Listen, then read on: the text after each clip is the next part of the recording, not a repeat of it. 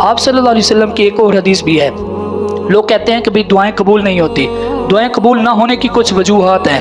دیکھیں، ایک ہمیشہ ذہن کے اندر بات رکھ لیں، جب بندہ دعا مانگتا ہے دعا کے بعد وہ یقین رکھ لے جو میں نے دعا مانگی ہے اس کا مجھے بدلہ ضرور ملنا ہے، اس کا اجر ضرور ملنا ہے، ہماری دعا قبول ہونی ہے.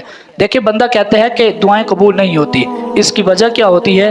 اس کی وجہ یہ ہوتی ہے کہ ہم جب دعا مانگ رہے ہوتے ہیں اس وقت ہماری دعا میں اخلاص نہیں ہوتا، خشوع و خضوع نہیں ہوتا.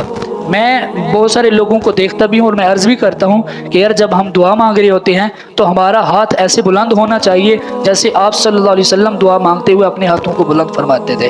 حدیث کے الفاظ ہیں، آپ صلی اللہ علیہ وسلم جب ہاتھ بلند فرماتے تھے دعا مانگتے تھے تو آپ صلی اللہ علیہ وسلم کی بغلوں کی سفیدی نظر آتی تھی. آپ صلی اللہ علیہ وسلم اتنے بلند ہاتھوں کو اٹھاتے تھے اور پھر دعا مانگنے کے بعد آپ صلی اللہ علیہ وسلم اپنے ہاتھوں کو منہ پر پھیرتے تھے، اپنے منہ کے اوپر آپ صلی اللہ علیہ وسلم اپنے ہاتھوں کو لگاتے تھے. ہمارے ہاں کیا ہوتا ہے؟ اول تو ہم دعا مانگتے نہیں ہیں. لوگ کہتے ہیں کہ جی فرضوں کے بعد، حالانکہ فرضوں کے بعد دعا مانگنا جو ہے وہ قبولیت کا وقتوں میں سے ایک وقت ہے. لیکن دعا مانگی جائے، پھر دعا کے بعد اپنے ہاتھوں کو منہ کے اوپر لگایا جائے.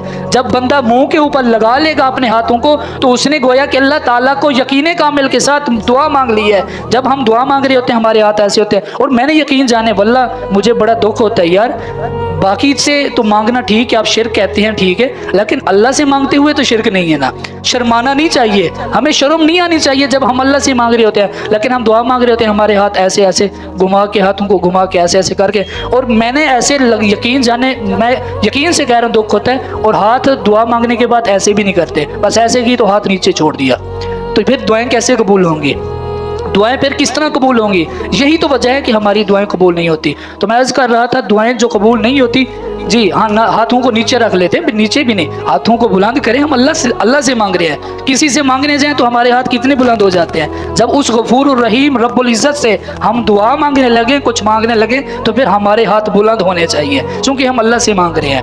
تو دوسری بات یہ ہے کہ ہم آپ صلی اللہ علیہ وسلم کی تعلیمات کو مانتے ہیں، پہچانتے ہیں، مگر اس کے طریقے پر زندگی نہیں گزارتے. اس وجہ سے بھی ہماری دعائیں قبول نہیں ہوتی. اور تیسری بات یہ ہے کہ ہم اللہ کو بھی مانتے ہیں لیکن اللہ کی نہیں مانتے.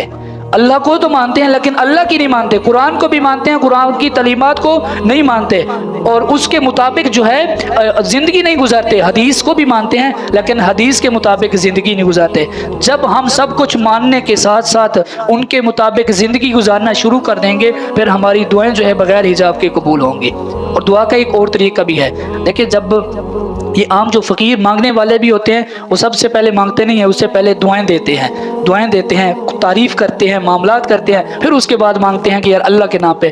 آپ صلی اللہ علیہ وسلم کی حدیث ہے جس دعا کے شروع میں اللہ کی حمد نہ کی جائے اور درود نہ پڑھا جائے وہ دعا زمین و آسمان کے درمیان معلق رہتی ہے، لٹکی رہتی ہے. ہم یہ نہیں کہ ہاتھ اٹھائیں اور وقت نہیں ہے بس جلدی جلدی مانگ لیں یا اللہ مجھے یہ دے دے فلاں. نہیں، دعا کا طریقہ یہ ہے سب سے پہلے اللہ کی حمد و ثنا کی جائے، اللہ کی تعریف کی جائے، اللہ تعالیٰ کی تعریف کی جائے.